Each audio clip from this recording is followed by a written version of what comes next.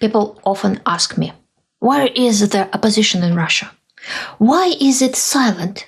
Why doesn't anyone stand up to Putin? It's a fair question, but only if you are thinking like someone from a normal country. Because in Russia, there's no opposition, not in the political or legal sense. There's no lawful way to organize, to challenge power, or even to say publicly that the emperor has no clothes.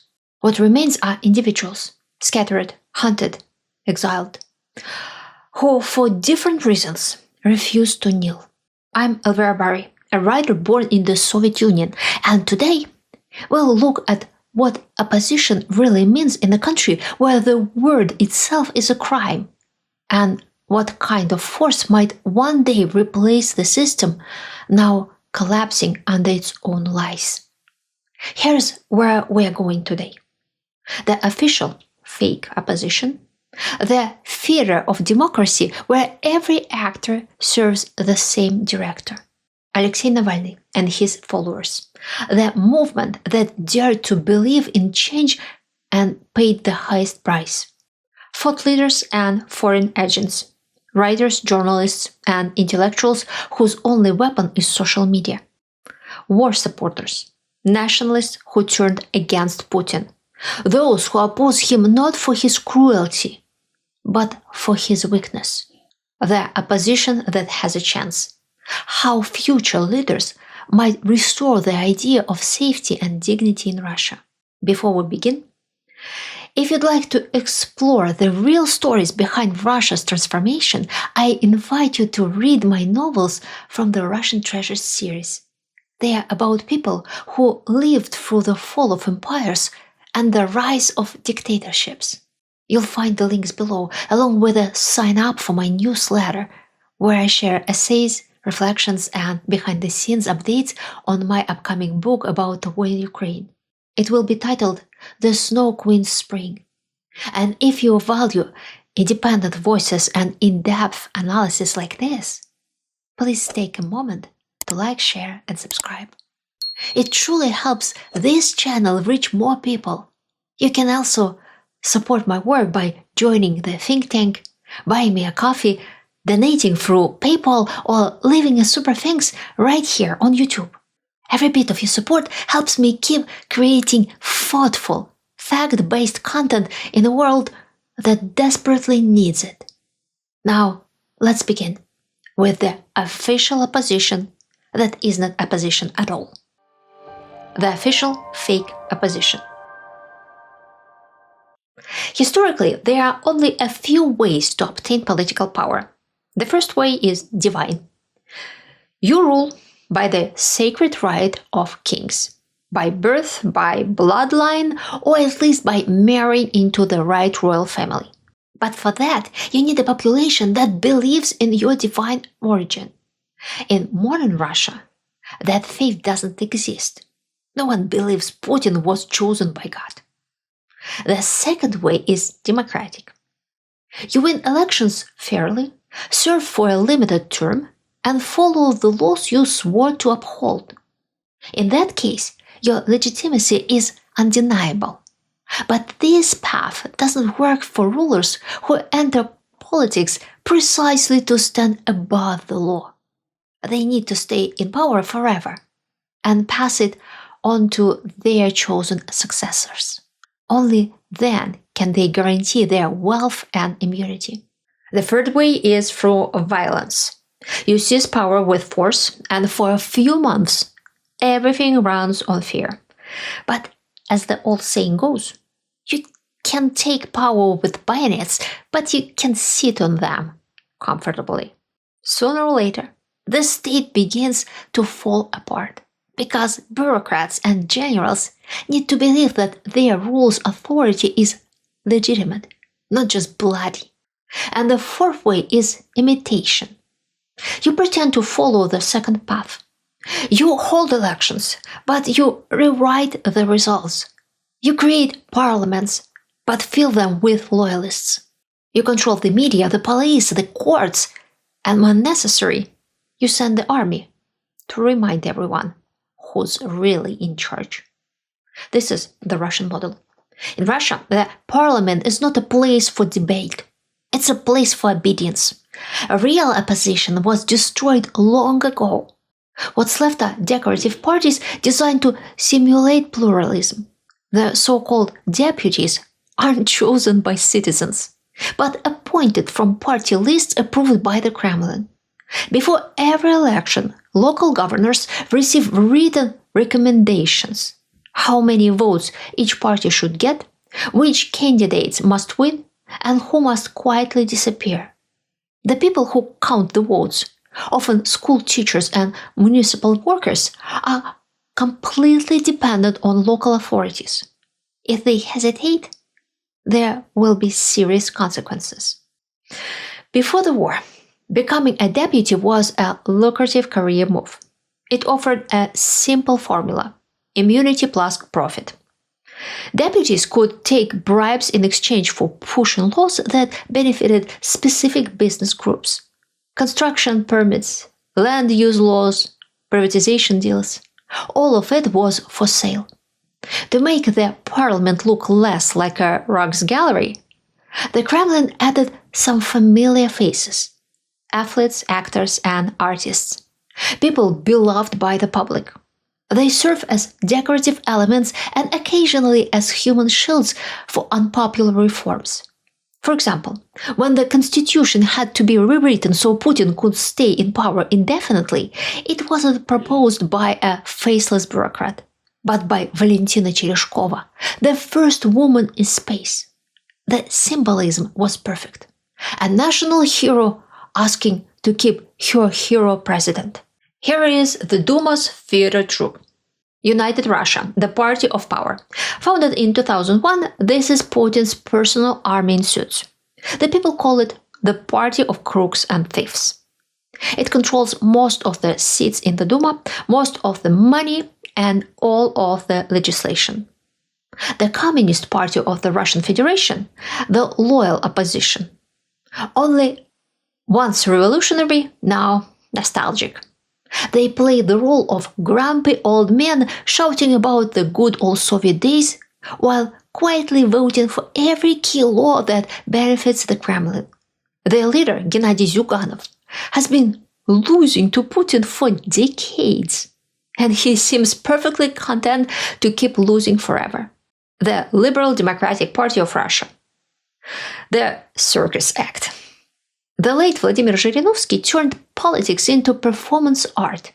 Shouting, cursing, threatening nuclear war, he played the crazy nationalist so the Kremlin could say, "See, we allow free speech." After his death, LDPR continues the act, but without the same showmanship. A Just Russia for Truth. The backup band. A party created to siphon votes from genuine social democrats. Their platform sounds moderate, about justice, fairness, pensions, but in practice, they support every pro-Kremlin initiative. New People, the designer brand. The newest addition to the cast. Modern, polished, Instagram-friendly, pretending to represent Russia's urban middle class. In reality, they are loyal technocrats who make authoritarianism look trendy. Aleksei Navalny. I'm sure that one day Russia will have an airport named after Aleksei Navalny. He wasn't born into privilege or power. He was a lawyer, a blogger, one of millions of Russians frustrated by corruption. But unlike others, he refused to stay silent. Navalny looked at the system and said the forbidden words out loud. They are thieves. They are stealing our country. In the late 2000s, Navalny went online. He exposed massive corruption schemes in state companies, publishing contracts and documents that revealed how billions disappeared into private pockets.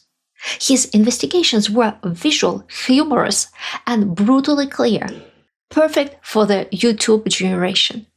His anti-corruption foundation produced films showing the hidden wealth of Russia's elites: palaces, yachts, vineyards, and private jets. The most famous, he is not Demon to you, revealed Prime Minister Dmitry Medvedev's luxurious estates. It was viewed by over 40 million people, and for the first time in decades, thousands of young Russians took to the streets. Navalny wasn't just an investigator. He was a builder. He created a real political network, opening offices in more than 80 cities. He trained local activists, organized protests, and launched smart voting, a system that united citizens behind whichever non-Kremlin candidate had the best chance to win. It wasn't about ideology. It was about breaking the monopoly of power. That's when the regime decided he had gone too far. In August 2020, Navalny was poisoned with a nerve agent from the Novichok group, a weapon used only by Russian special services. He fell into a coma on a flight from Siberia. His team's quick action saved him, and he was flown to Germany for treatment. The world watched horrified as laboratories confirmed that he had been targeted by the state. Most people in his place would have stayed abroad. Navalny did the opposite. In January 2021, he flew back to Moscow, fully aware he would be arrested the moment he landed. "I'm not afraid," he said. "This is my country." As he passed passport control, security officers surrounded him. His wife Yulia watched as he was led away. That single act, his voluntary return, made him a legend. Navalny was accused of violating parole while he was in a coma. The absurdity didn't matter, only the message did. No one defies the system and survives free.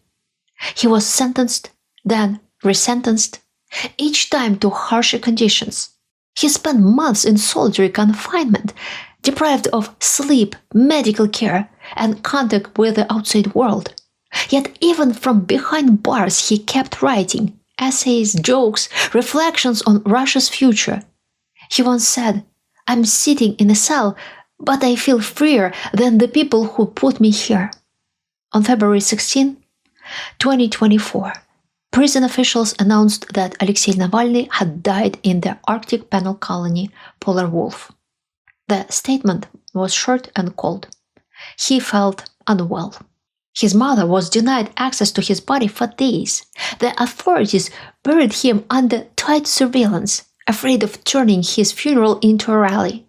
And yet, thousands came, carrying flowers. His closest allies, Leonid Volkov, Ivan Zhdanov, Maria Pevчих, and Lyubov Sobol, continue their work in exile. They still publish investigations, call for sanctions, and expose the corruption of those in power. Some were attacked, others had relatives imprisoned. But none renounced him. They call themselves Team Navalny because his cause, fighting for a Russia without fear, didn't die with him. But when politically active people, those who crave victory, have no way to confront their real opponent, they turn on whoever is still within reach, other opposition figures. Powerless and frustrated, they accuse one another of every imaginable sin, reopen old wounds, and argue over influence, power that never truly existed. All they can do now is write on social media, where their audience keeps shrinking as the Russian government blocks and censors one platform after another. In the end, it all collapses into endless infighting, a struggle without a prize. Thought leaders and foreign agents. The opposition in exile has splintered into rival clans, each with its own motives, worldview, and illusions. The first group are the runaway oligarchs, billionaires who once built their fortunes under Putin and fled when the political winds turned against them. Some, like Mikhail Khodorkovsky, have tried to reinvent themselves as defenders of democracy after years in prison. He now funds research groups and media projects, arguing that meaningful change must begin from outside Russia's borders. Others still view the country through a corporate lens, convinced that Russia can be fixed like a mismanaged company. They speak about governance and efficiency, but rarely about morality or justice. Many Russians distrust them, seeing in these men the architects of the very system that later consumed them. Then come the intellectuals, writers, filmmakers, journalists, and scientists who fled not for profit but for conscience. They now fill the studios of Berlin, Vilnius, Tbilisi, and Yerevan, trying to rebuild a free Russia in exile. Some run independent media like Medusa, Novaya Gazeta Europe, Dozhd, or The Insider, documenting war, corruption, and repression with the precision of historians. Others write books, teach abroad, or run YouTube channels, keeping Russian culture alive outside the state's control. They are the soul of the modern intelligentsia, and it's tragedy. Many feel powerless, speaking into an echo chamber that grows smaller as the Kremlin tightens its digital iron curtain. A smaller but louder camp consists of politicians in exile, activists who dream of a transitional government in waiting. They form coalitions, hold conferences, and issue manifestos. Yet unity remains elusive. Without access to real voters, their debates often spiral into abstractions or personal quarrels. The only battlefield left to them is Twitter and Telegram, and the only prize is moral legitimacy. Almost all notable figures in this camp have been branded foreign agents, a label that has nothing to do with actual foreign funding. It is assigned by anonymous officials without warning or court hearing. Inside Russia, the term has become a synonym for traitor. Those labeled must mark every post, article, or video with a disclaimer, like a digital yellow star. It does not just isolate them. It makes life inside Russia nearly impossible. Many are forced to leave the country, which is precisely the regime's intent. The state does everything possible to cut them off from society. A teacher cannot quote a foreign agent. A journalist cannot interview one. Ordinary people fear even to click on their links. The goal is total erasure, to make them vanish from public consciousness, as if they never existed. And yet, I'm certain that one day these names will appear in Russian history textbooks, some remembered as educators, others as martyrs. But for now, that future glory is no comfort. War supporters. Not all Putin's enemies dream of democracy. Some despise him not because he started a war, but because, in their eyes, he's not waging it ruthlessly enough. This is the strange and dangerous world of ultranationalists. They are hardline patriots, ex-intelligence officers, and veterans who once idolized Putin as the restorer of Russian greatness. They cheered when Crimea was annexed, applauded the invasion of Ukraine, and saw the war as a sacred crusade. But when the reality turned into chaos, corruption, and defeat, their faith cracked. The most famous among them is Igor Girkin, also known as Strelkov, a former FSB officer and one of the architects of the 2014 war in Donbass. Girkin believed he was fighting for the rebirth of the Russian Empire. But as the war dragged on, he accused Putin of cowardice and incompetence. On social media, he mocked the aging Tsar surrounded by clowns in uniforms. For that, Girkin was arrested in 2023 and sentenced to prison, not for killing civilians in Ukraine, but for insulting the president. His followers hailed him as a martyr of the true war, a man who loved Russia so fanatically that even the Kremlin couldn't control him. Around him, a subculture was formed, ex-soldiers, war bloggers, and Telegram commentators who treat the battlefield like a political stage. They call for full mobilization, martial law, and nuclear threats against the West. Their dream is not peace, but purification, to burn away weakness and corruption through endless war. For the Kremlin, they are both useful and dangerous. Useful because they keep the public angry and patriotic. Dangerous because they expose the system's decay from within. Every time a missile fails or a general retreats, these patriots shout the truth the regime cannot admit, that the emperor's army is rotting. Putin built his legitimacy on the illusion of control, but these men, once his fiercest loyalists, are proof that fear cannot unite forever. The very cult of aggression he created is now turning against him. In Russia today, even loyalty has become a crime. The opposition that has a chance. If I were a politician or wanted real power, I would borrow the oldest tricks of leadership. They are simple because they are encoded in our subconscious from time immemorial. People follow those who give them something they need, and they follow willingly when that something cannot be taken away by force. Once, leaders proved themselves by bringing food back to the camp. The hunter who returned with a deer and shared it became an authority overnight. Today, above all, the most valuable thing a leader can offer is security. Security is what Putin once promised. He sold himself as the man who protected the nation from terrorists and chaos. That promise is ruined now. No one in Russia feels safe. Drones cross the skies. Every TV bulletin contains alarm. Men and women hear rumors of mobilization, of economic trouble, of entire regions turned into battlefields. The elite know the special services can turn on anyone. The rest of society fears arrest, exile, or worse.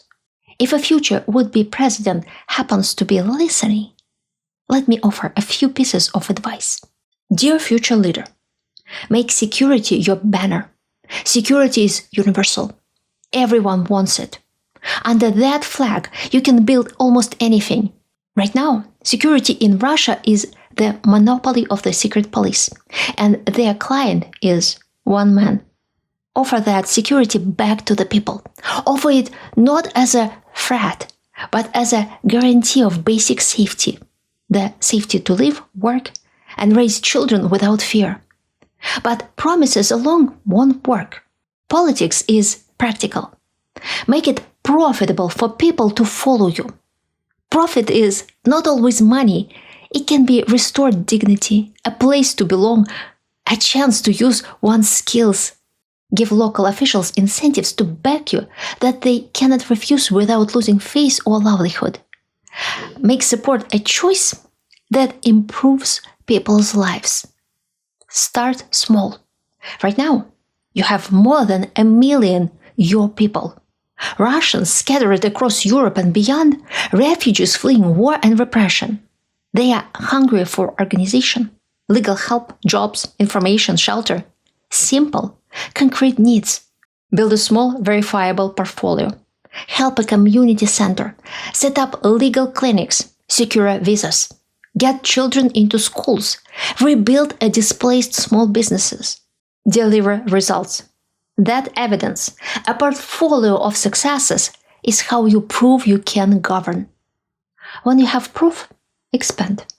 Use those successes to persuade influencers inside the country, regional administrators, business leaders, cultural figures. They respect evidence. They will listen when you can show that your methods work without violence and without enriching only a few. If you do none of this, the opposition will repeat history. Like the white immigrants a century ago, the competent will sink quietly into foreign economies and cultures. The rest will remain bitter, forever begging patrons, blaming one another, endlessly circling the same old grievances.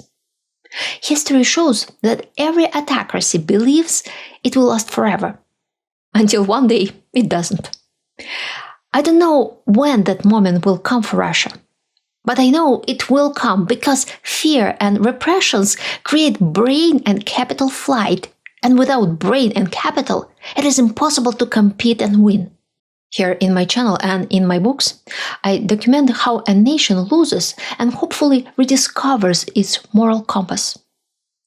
If you want to be part of this journey, subscribe to my newsletter below.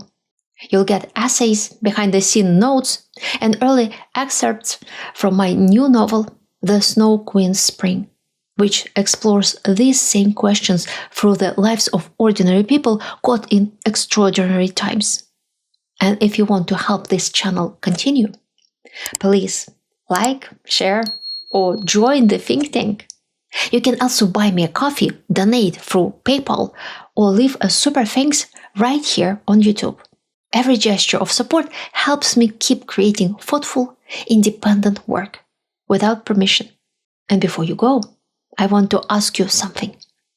If your country began to lose its moral compass, would you stay and fight for it or walk away? Thank you for watching, reading, and thinking with me.